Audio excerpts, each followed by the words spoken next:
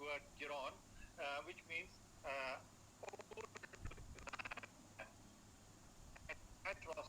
healer. And however, geriatrics is sometimes called as medical gerontology. The President of India then, Dr. Mr. Mukherjee said the preventive health care has to assume importance due to increasing trend of lifestyle diseases. The medical and dental fraternity has to respect the good faith and trust that people have bestowed upon them. The doctors must remember that they have a true meaning of the Hippocrates oath that by they took on entering this noble profession. So said the former President Pranab Mukherjee. And Kofi Annan, the former United Nations Secretary General, said, "It is my aspiration that health finally will be seen not as a blessing to the wish for, but as a human right to be fought with." The rights to health means the governments must generate conditions in which everyone can be healthy as possible, as much as possible. Such conditions range from ensuring availability of health services, the healthy, safe and working conditions, adequate housing and nutritious food. The right to health means that does not mean just right to be healthy, but also the human treaties, the human rights treaties include the International Covenant on Social, Economic and Cultural rights, the Convention on Elimination of all forms of discrimination against women, the Convention of the Rights of the Child. And India today is supposed to be the largest population. Telling you, we have crossed 1.3 billion, and 18% of the world population is almost, you can say, in India has increased by a population of 181 million by this decade. And we will certainly overtake China in course of time by 2025. It is notable that the bridge, that there occurs a bridge in an overall socio-economic growth and the life expectancy. You will find that in 2002, the life expectancy at birth in India was estimated 53.3. This was 56 for people. Now the life expectancy has increased, from 53 to 64.1 for males and 65.5 or 8 for females in 2005. I'm not going to give you too much statistics because it will take more time. Life is lost due to different conditions, maybe due to communicable diseases, due to even non-communicable diseases, or even due to injuries. So you will find that a person may have different death rate in places like Kerala. You will find that in Kerala, a person may live up to 73 years of age, whereas in places like Bihar, Assam, Madhya Pradesh, Uttar Pradesh, etc., you'll find the expectancy is little lesser, say about 55 to 60%.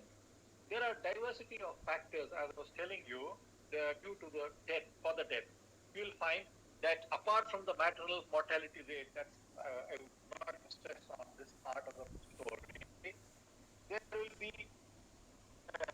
death as a result of communicable diseases, say about 48%, 42% of people die with non-communicable diseases, and 10% of people they die with the result of injuries or accidents.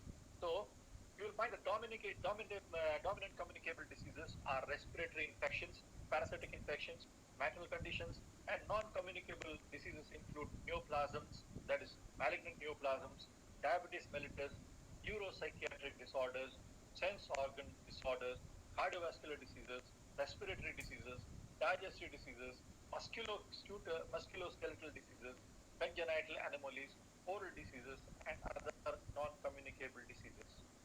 Incidentally, you'll find that the National Family Health Survey, as NFHS Survey 2, shows 4 major diseases are prevailing in India.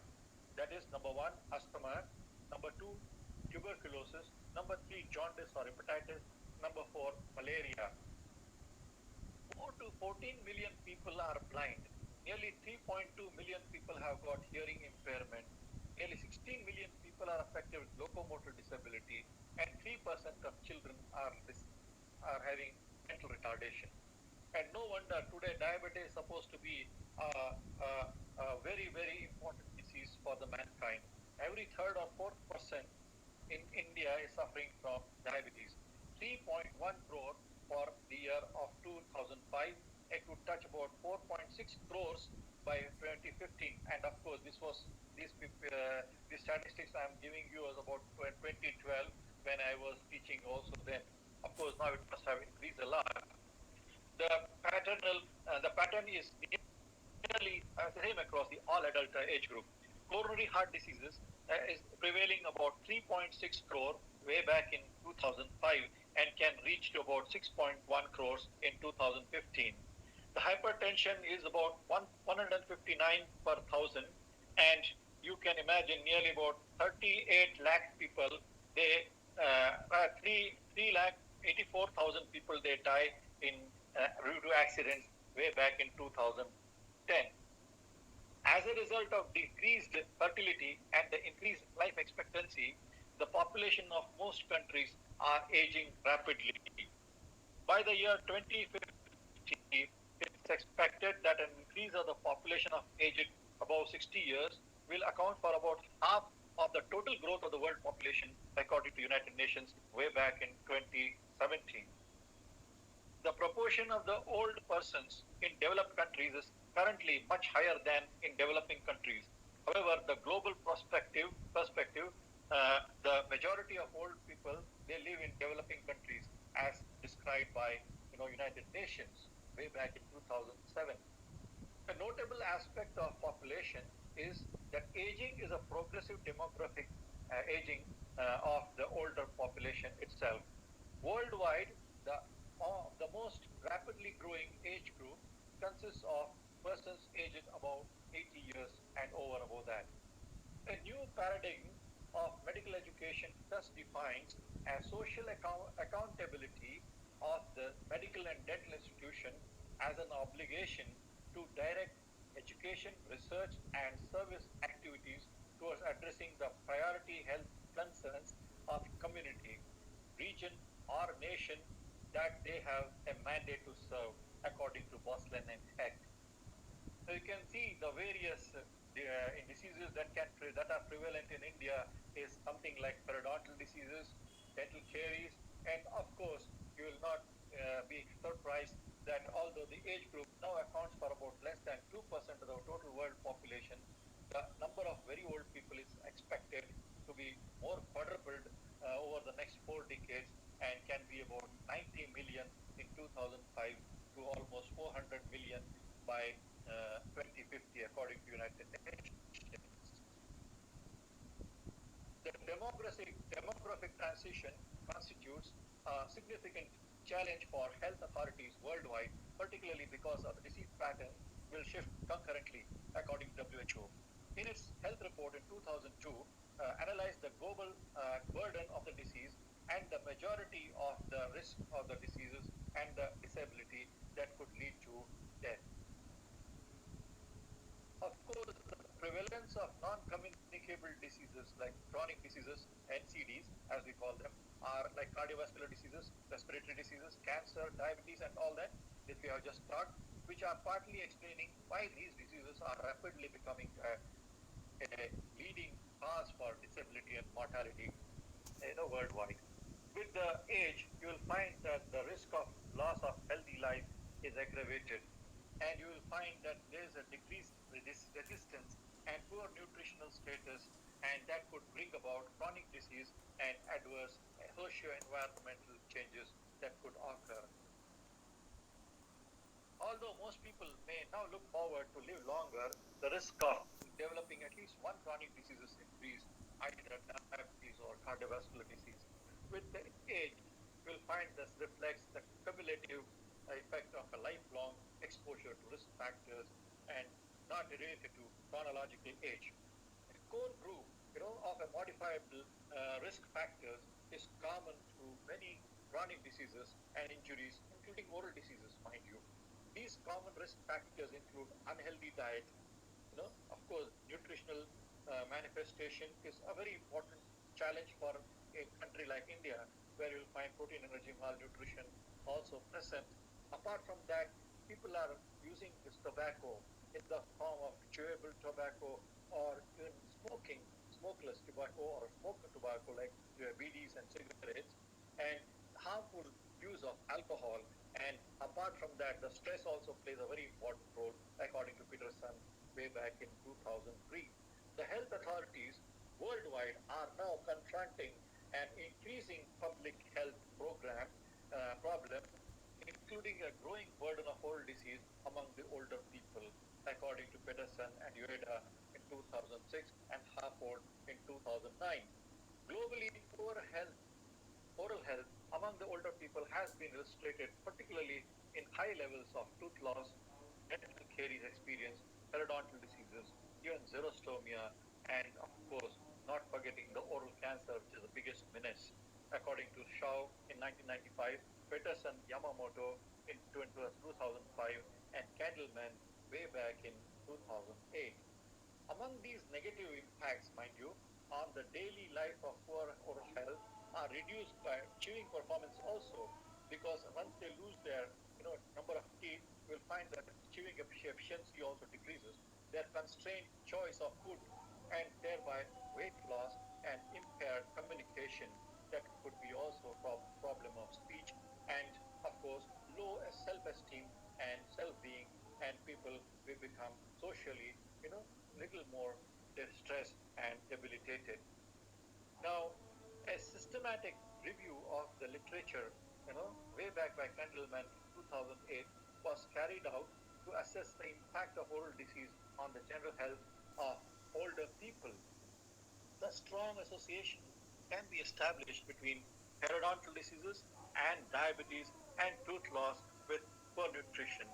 No wonder, as a periodontologist and a public health man, I could certainly see in almost every mouth there is presence of periodontal diseases. No man is free from it, and no race is free from it. And you will find that there are nearly about 99% of people who suffer from periodontal problems.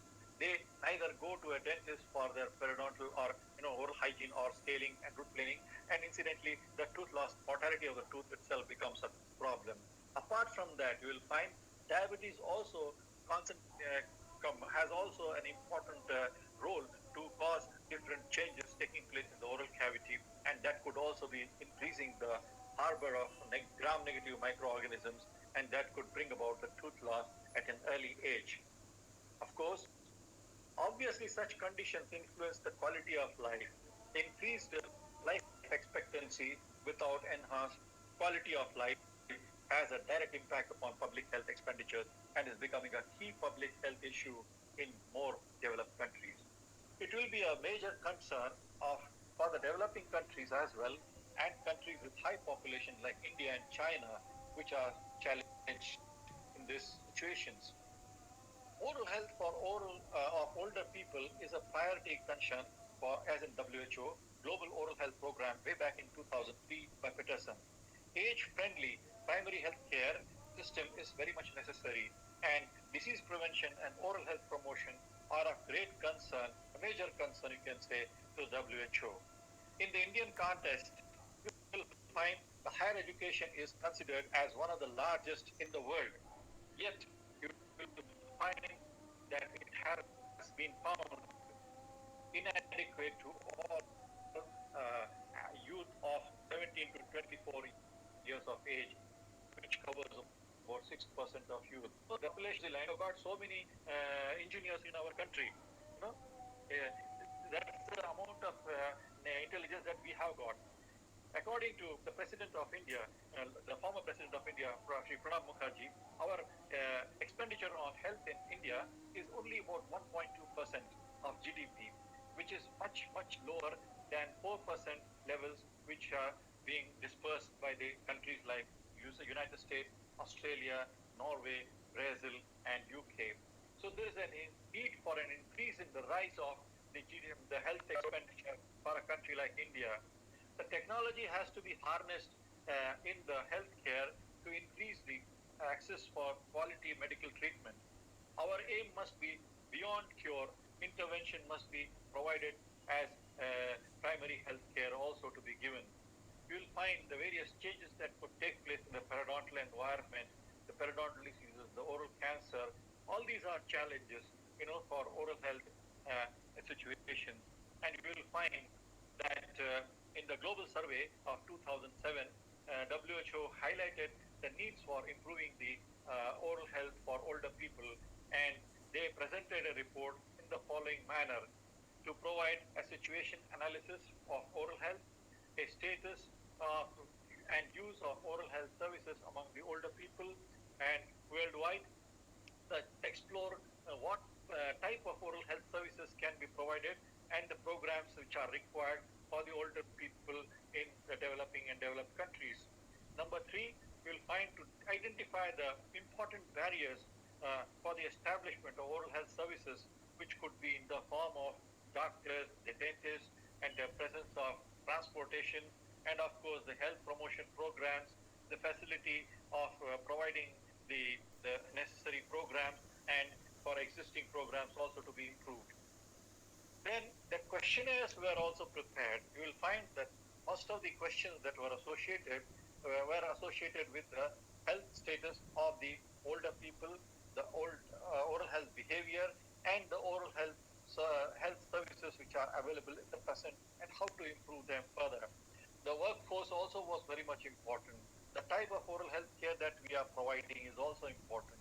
And the training and service that has to be given to the public health manner is of great significance. Now today, in every institute, in dentistry, you will find that these dental colleges are having one of the small villages which have been taken as adopted to the villages to the dental college. So you will find that in situations you will be able to see overall healthcare which could be promoted for these people. Of course, you will find that there is availability of updated information, and you will find that such changes could be observed, and by doing so you will find that we can justify the specific needs and facilitate the formulation of policies and development of the programs for oral health and health of quality of life to the people. Now, WHO has also a role to play, especially in relation to developing countries, in ensuring the capacity of ministries of health in the survey, the modality, and lending practical support, and collecting the systematic oral health information. I'm just going to conclude in another few minutes. Although it is an important determinant of general health and the quality of life for older people, oral health is often considered a separate or an isolated concern in a country like India. Consequently, the incorporation of age-related oral health concerns is an important for promotion of general health as well, and could help you in the improvement of the healthcare status of older people. Of course, I am not going to talk too much about all these things, and I will say that we need an overall adequate oral health manpower and primary health personnel trained in oral health care for elderly people, which will ensure appropriate oral health care as an integral part of primary health care services. And all this integrated program that could bring about to improve the quality of life for the old people, so that we can sustain and further improve their lifestyle and also improve their longevity. And of course, providing all the associations with the help of dental surgeons and auxiliary health staff also, like dental or dental hygienists, and of course you have got the health nurses who can participate in the primary health care and help in improving the quality of situations. And of course, transportation is a very serious barrier which can be helpful, and you can see that use of dental units, the mobile dental units, portable equipment could be of great significance in a country like India, because there are remote villages, of course. And I will say, moreover, dental caretakers also is the responsibility of oral health care. Now, associations like Rotary or Lions Club, they also play a very dominant role in improving the healthcare status and improve the quality of life for the old people. So, ladies and gentlemen, I would like to say that